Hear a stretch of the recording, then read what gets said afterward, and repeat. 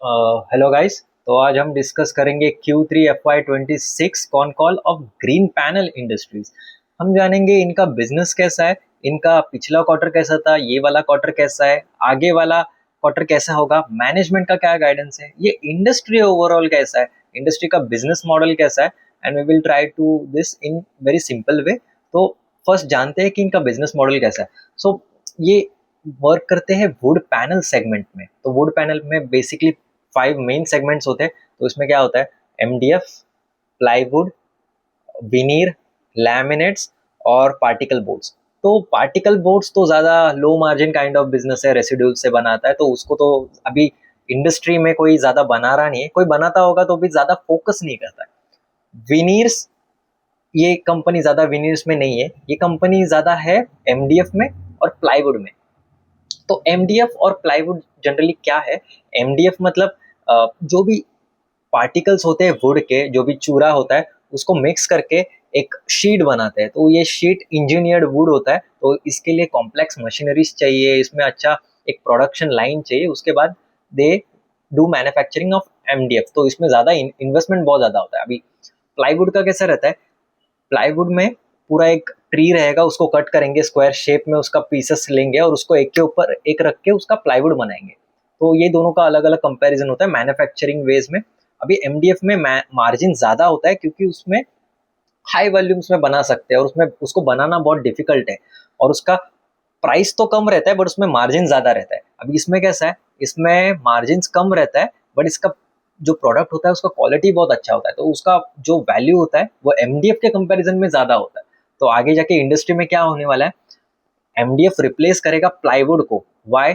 Because MDF का uses बहुत होता है, MDF को हम प्लाईवुड के जैसे भी यूज कर सकते हैं, और MDF के ऊपर CNC मशीन को कट करके व्हाट वी कैन डू, अगर कोई डिजाइन करना है, if you have to do multiple designs, if you have to use in our internals interiors, तो वो बहुत ही यूजफुल होता है। बट प्लाईवुड के साथ ऐसा नहीं होता है, we cannot use in multiple interior works और डिजाइनिंग्स। सो ये उसका प्लाईवुड का माइनस पॉइंट है।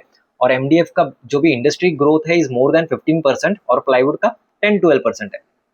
तो ये कंपनी ये दोनों सेगमेंट में है, MDF में भी है और प्लाईवुड में भी। अभी ये सेगमेंट में अलग अलग कंपनीज भी है। अभी इनका रेवेन्यूज कितना है, इनका रेवेन्यूज है 1400 करोड़ का, FY25 का बोल रहा हूँ। ग्रीन पैनल, ग्रीन प्लाई भी है, ग्रीन प्लाई का कितना है, 500 करोड़ के आसपास उनका रेवेन्यू है। रुशील डेकोर है, रुशील डेकोर का भी MDF में 600 to 700 है।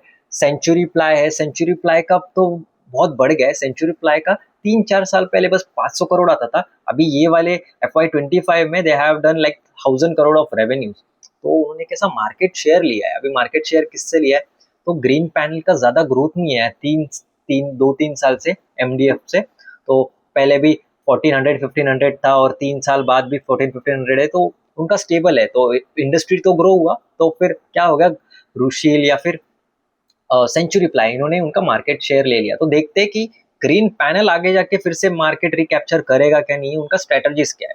तो ये वाले क्वार्टर में उन्होंने क्या बताया कि ये वाले क्वार्टर में revenue has grew by 11%। So revenue है 398 crore, year on year growth है 14.4 करोड़ और 11.4 करोड़, और EBITDA मार्जिन इज 11%। और पिछले क्वार्टर में कैसा था, पिछले क्वार्टर में 17% का ग्रोथ था ईयर ऑन ईयर बेसिस पे, और क्वार्टर एंड क्वार्टर पे 20% का। इतना ग्रोथ होने के बावजूद भी उनका प्रॉफिट वॉज नेगेटिव। अभी इसका कारण क्या था, तो उन्होंने बोला कि उनका यूरोस फॉरेक्स है उसमें लॉसेस आया था, उसमें लॉस कितना आया था, 12 करोड़ का। तो ये 12 करोड़ जो भी वो यूरोज में डील करते उसमें लॉसेस आया था, प्लस उसके प्लस इंक्रीमेंटल इंटरेस्ट भी आया था। अभी इंटरेस्ट कैसा, इंटरेस्ट आया और डेप्रिसिएशन भी आ गया, क्योंकि उन्होंने नया प्लांट के लिए लोन लिया था, ऊपर से उसमें डेप्रिसिएशन भी ऐड हो गया जो नॉन कैश एक्सपेंसेस है। तो देखा जाए तो इसके वजह से उनका पैट नेगेटिव आया। अभी ये वन टाइम था फॉरेक्स, ये वाले क्वार्टर में फॉरेक्स इज 3 करोड़, तो 12 से 3 हो गया, तो विच इज़ वेरी गुड। और इनका इंटरेस्ट भी इनका कम हो गया। अभी ये कम क्यों हुआ है, उन्होंने बोरोइंग्स था वो पे कर दिया है, तो इसके वजह से उनका इंटरेस्ट भी कम हो गया। अभी बिजनेस में उन्होंने क्या बोला है कि डिमांड दिवाली के बाद थोड़ा सॉफ्ट हुआ है, बिकॉज कैसे रहता है दिवाली टाइम में, अक्टूबर नवंबर में दसरा दिवाली ये सब होता है, तो जनरली पब्लिक क्या करती है कि हम इंटीरियर्स कर लेते, हम थोड़ा होम रिन्यूएशंस कर लेते। फर्नीचर्स का भी सेल्स बढ़ जाता है, तो फर्नीचर्स सेल बढ़ाने के लिए उनको भी मैन्युफैक्चरिंग ज़्यादा करना पड़ता है, और ये तो OEMs को सेल्स करते हैं, रिटेल को करते हैं, तो इनका सेल्स बढ़ गया था। अभी उसके बाद थोड़ा सॉफ्टनेस तो आ जाता है, बिकॉज कोई अलग फेस्टिवल्स तो है नहीं। मैनेजमेंट ने क्या किया है, उन वॉल्यूम्स बढ़ाने में बहुत ज़्यादा ध्यान दिया। अभी वॉल्यूम्स बढ़ाने के लिए क्या करते हैं, इनके जो सेल्स ऑफिसर्स है उनको अच्छे अच्छे स्कीम्स देते हैं। एक स्कीम नया लॉन्च किया था इन्होंने कि बाली ट्रिप का, जो अच्छा रेवेन्यूज करेगा, जो अच्छा सेल्स करेगा, उसको वो बाली पे भेजेंगे, बाली में एज अ ट्रिप, तो ये उनका रिवॉर्ड होगा।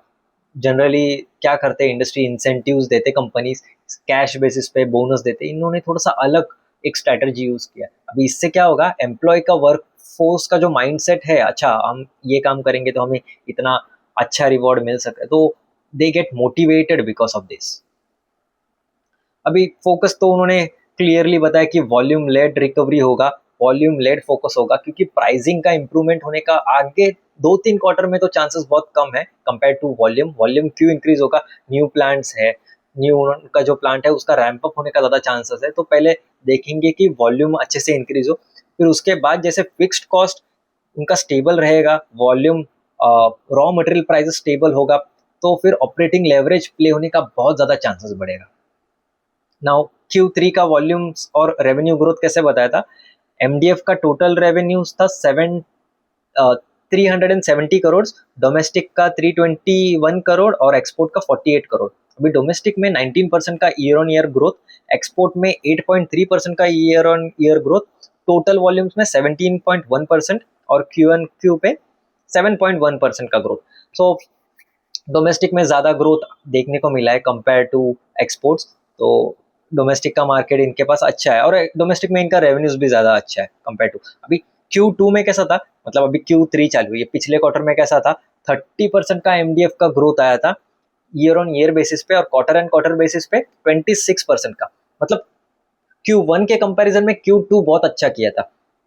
Q2 से ही ये structural normalisation we have seen, वो वहां से ही स्टार्ट हुआ था, और एक्सपोर्ट Q2 में फ्लैट था, तो ज़्यादा ग्रोथ उनको डोमेस्टिक से ही मिला था। ओके, प्राइसिंग एंड रियलाइजेशन के क्या बताया उन्होंने कि क्यू ऑन क्यू बेसिस पे 1.4% का डाउन है रियलाइजेशन। अभी इसका रीज़न क्या है कि डिस्काउंट ज़्यादा दे दिया है उन्होंने पोस्ट दिवाली, और न्यू प्लांट से हायर OEM सेल्स भी हो रहा है, और प्लांट रैंप अप भी कर रहा है, तो प्रोडक्ट मिक्स थोड़ा चेंज हो रहा है। न्यू प्लांट से हायर OEMs कर रहा है, तो OEMs का मार्जिन जनरली कम होता है, तो इसके वजह से उनमें रियलाइजेशन में इफेक्ट्स आ रहा है। वही जैसे मैंने बताया था कि नियर टर्म में प्राइस हाइक का कुछ उनका गाइडेंस तो है नहीं, थोड़ा इसमें टाइम लग सकता है। Q2 में तो बहुत ज़्यादा रिडक्शन देखने को मिला था, 4% का रिडक्शन था रियलाइजेशन में, और इसका कारण था 50% मिक्स एंड 50% प्राइसिंग। तो प्लाईवुड का डिटेल्स उन्होंने बताया कि वॉल्यूम्स भी 13% डाउन है ईयर ऑन ईयर बेसिस पे, और 20% क्यू ऑन क्यू बेसिस पे, रेवेन्यूज 12% ईयर ऑन ईयर और 19% क्यू ऑन क्यू, रियलाइजेशंस में इंप्रूवमेंट था 1.8%, मतलब वॉल्यूम्स तो डाउन हुआ, रियलाइजेशंस अप हो गया।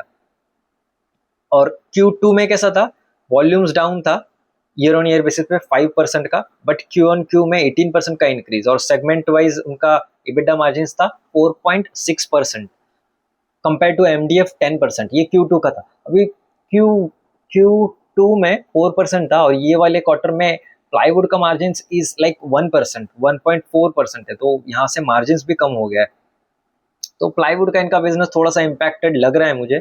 और MDF का मार्जिन कैसे बोल रहे हैं, 11.9% बोल रहे हैं, प्लाईवुड का 1.4, कंसोलिडेटेड EBITDA इज 44। अभी इसमें रिड्यूस भी करना पड़ेगा हमें, उनका फॉरेक्स लॉस जो है 3 करोड़ का, ये इम्पैक्ट हुआ है, तो वो रिड्यूस भी करना पड़ेगा। अगर हम एक्सक्लूड करें फॉरेक्स का लॉस, तो 11.2% का मार्जिन आता है। ये मार्जिन जो हुआ है EBITDA का, वो बना है 8.5 crore one time power subsidies से भी, इनको पावर में सब्सिडी मिलता है, इनको EPC में सब्सिडी मिलता है, तो ये सारा सब्सिडीज भी उनको मिला है। अभी लेट्स डिस्कस की कैपेसिटी यूटिलाइजेशन कैसा है। सो आंध्रा प्लांट जो न्यू प्लांट है उसका 60% कैपेसिटी यूटिलाइजेशन है, ओवरऑल 63 to 64% का कैपेसिटी यूटिलाइजेशन इनका हुआ है, और जितना भी उनका MDF का 3 लाइन है, तीनों EBITDA पॉजिटिव है, तो आगे जाके इसमें ऑपरेटिंग लेवरेज प्ले होने का चांसेस होगा जब ये इसका फिक्स्ड कॉस्ट इनका स्टेबल हो जाएगा। अभी ये Q2 में कैसा था, Q2 में जो ये न्यू प्लांट था बस 40% यूटिलाइजेशन था, now it's improve to like 60%, और कंपनी वाइड में 52 से 64, तो यहाँ पर 10 to 12% का इंक्रीज आया यूटिलाइजेशन में। अगर आगे वाले क्वार्टर में भी ऐसा ही हुआ तो बहुत ही अच्छा चांसेस है कि ये पीक यूटिलाइजेशन तक पहुंच सके नेक्स्ट ईयर में। एक्सपोर्ट में उन्होंने क्या बोला है, एक्सपोर्ट एंड इम्पोर्ट का गाइडेंस दिया है। इम्पोर्ट्स आर स्टिल म्यूटेड, अभी ये तो अच्छा है इंडियन मार्केट्स के लिए, because of BSI norms imports नहीं आ रहे, अभी गवर्नमेंट ने रिस्ट्रिक्ट कर दिया। पहले तो एंटी डंपिंग ड्यूटी, काउंटर वेलिंग ड्यूटी ये सब था, अभी BSI नॉर्म्स में जो भी इन्होंने लाया है, इनका एक स्टैंडर्ड होता है कि इस स्टैंडर्ड के नीचे कोई भी मटेरियल्स ना हो, तो इसके वजह से इनका डोमेस्टिक में ग्रोथ आने का बहुत अच्छा चांसेस है, और न्यू क्वालिटी नॉर्म्स भी आएंगे। एक्सपोर्ट में तो ये एक्सपोर्ट तो कर सकते हैं, अभी अलग अलग कंट्रीज में कुछ एंटी डंपिंग ड्यूटीज हो, बट ये इनका एक्सपोर्ट तो चालू है, तो आगे जाके उसमें भी ग्रोथ आएगा। ये कैसा एक वॉल्यूम स्टेबलाइजर होगा, क्योंकि इनके पास एडिशनल वॉल्यूम्स भी होता है। हाँ, एक्सपोर्ट में मार्जिन कम होते हैं कंपेयर टू डोमेस्टिक, बट इनका EPCG जो बेनिफिट है, अभी export promotion on capital goods होता है, तो इसका क्या ये क्या होता है, तो बेसिकली अगर हम कैपेक्स कर रहे हैं और कैपेक्स में हम मशीनरीज ले रहे, कैपिटल गुड्स ले रहे, तो वो कैपिटल गुड्स पे ना कस्टम ड्यूटीज लगता है, तो वो कस्टम ड्यूटीज क्या कर सकते हैं, वो रिड्यूस कर सकते हैं अगर आपके पास ये EPCG बेनिफिट हो। तो इसके बिहाफ में हमें क्या करना पड़ेगा, हमें एक्सपोर्ट करना पड़ेगा। यहाँ पर कस्टम ड्यूटीज रिड्यूस हुआ, हमें उतना ही उससे थोड़ा सा ज़्यादा अमाउंट का एक्सपोर्ट करना पड़ेगा अलग अलग कंट्रीज में। सो ये क्यों होता है, to improve the exports of our country. अभी सब्सिडी और EPCG का बेनिफिट देते हैं। टोटल सब्सिडी जो उनका आंध्र प्रदेश का प्लांट है उसमें 96 करोड़ है, कैपिटल सब्सिडी इज 68 करोड़ और रेवेन्यू सब्सिडी इज 28 करोड़। सो 54 का capital subsidy already they got in Q3 FY26। अभी ये क्या होगा, ये फिक्स एसेट से रिड्यूस हो जाएगा, और ये जो 8.5 करोड़ रेवेन्यू सब्सिडी आया है ये पावर का है, और ये P&L में वन टाइम जैसा दिखेगा। EPCG का बेनिफिट तो Q1 में 5, Q2 में 6, Q3 में 8, तो 8.5 करोड़ पावर सब्सिडी, 8.88 करोड़ ये हुआ EPCG, मतलब 16 करोड़ जो MDF में आ रहा है वो सब्सिडी से आ रहा है। तो आई थिंक ये नेगेटिव है, क्योंकि कंपनी को सब्सिडी से ज़्यादा खुद का ऑपरेटिंग जो भी इफिशियंसी है वो मेंटेन करना चाहिए, वहाँ से रेवेन्यूज लाना चाहिए। और भी EPCG में 32 करोड़ का है, तो ये 4 to 6 क्वार्टर्स में आएगा, रेवेन्यूज तो मिलेगा ही, पर 32 करोड़ तक ही है, फिर उसके बाद तो इनको ऑपरेटिंग इफिशियंसी मेंटेन या फिर बढ़ाना ही पड़ेगा। टिम्बर का कॉस्ट डिक्लाइन हो रहा है, नवंबर तक डिक्लाइन हुआ था, बट दिसंबर में फिर से थोड़ा सा इंक्रीज आया था because of rains and winter जो अचानक से आता है उसके वजह से। जनवरी में फिर से स्टेबल होने का चांसेस है। केमिकल्स भी अभी स्टेबल और थोड़ा कम हो रहा है। रॉ मटेरियल का mix is 50% timber, 50% chemicals. Balance sheet का गाइडेंस इन्होंने ऐसा दिया है, currently net dep is 163 crore, dep reduce किया है उन्होंने 40 करोड़ इन दिस 9 मंथ्स। इसके वजह से ही इंटरेस्ट कॉस्ट कम हो गया है, लाइक उन्होंने डेप रिड्यूस किया है ना, इसके वजह से ये क्वार्टर में इंटरेस्ट कॉस्ट कम हो गया है, और हमको अच्छा पैड देखने को मिला है कंपेयर टू प्रीवियस। मैनेजमेंट का गाइडेंस है FY26 का वॉल्यूम्स का होगा मिड टू हाई टीन्स का, और मार्जिन्स होगा, अगर हमने एक्सक्लूड किया फॉरेक्स एंड वन टाइम जो भी आ रहा है कॉस्ट, तो high single digit too early double digit का होगा। FY27 का गाइडेंस इन्होंने अभी तक नहीं दिया है। लॉन्ग टर्म EBITDA मार्जिन्स कैसे होगा, तो 20% होगा। अभी 3-4 साल पहले इनका 20-24% मार्जिन्स था, बिकॉज रॉ मटेरियल कॉस्ट उनका स्टेबल था, उनका यूटिलाइजेशन बहुत अच्छा था, और उनका प्रोडक्ट मिक्स भी अच्छा था। तो अभी प्रोडक्ट मिक्स तो थोड़ा चेंज हो गया, बट ये यूटिलाइजेशंस दे कैन इम्प्रूव, और रॉ मटेरियल्स भी इम्प्रूव होने का चांसेस है, तभी इनका प्राइसिंग का जो साइकिल है वो नॉर्मल होके इनका आई थिंक 23% का आ सकता है। तो पिछले क्वार्टर के कंपैरिजन में ये क्वार्टर में रेवेन्यू ग्रोथ इतना ज़्यादा नहीं आया है, बिकॉज थोड़ा डिमांड म्यूट हो जाता है आफ्टर नवंबर्स। बट इनका क्या हो सकता है, अभी वी हैव टू ट्रैक कि इनका रियलाइजेशंस कैसे इंप्रूव हो। गाइडेंस तो नहीं दिया है रियलाइजेशंस इंप्रूवमेंट का, बट हमें ट्रैक करना चाहिए कि वो कभी इंप्रूव हो। सेकेंड थिंग, इन्होंने गाइडेंस दिया है कि वॉल्यूम में इंक्रीज हो, तो वॉल्यूम तो हमें ट्रैक ही करना चाहिए कि इन्होंने जैसे बोला है वॉल्यूम इंक्रीज होगा, तो वो सच्ची में इंक्रीज हो रहा है क्या नहीं। और इनका मार्जिन्स भी, EBITDA मार्जिन्स ट्रैक करेंगे कि कैसा हो रहा है।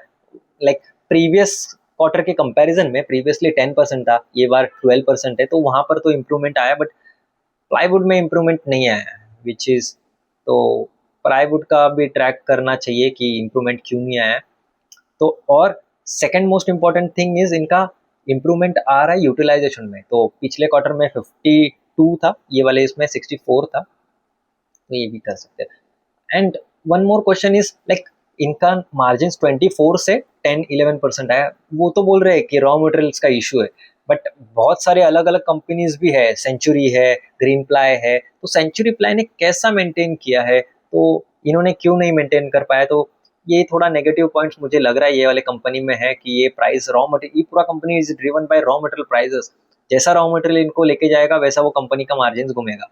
सो सो ये सारा गाइडेंस था ये कंपनी के related. So that's it for today. So keep learning, keep watching, और मिलते हैं अगले वीडियो में। Thank you.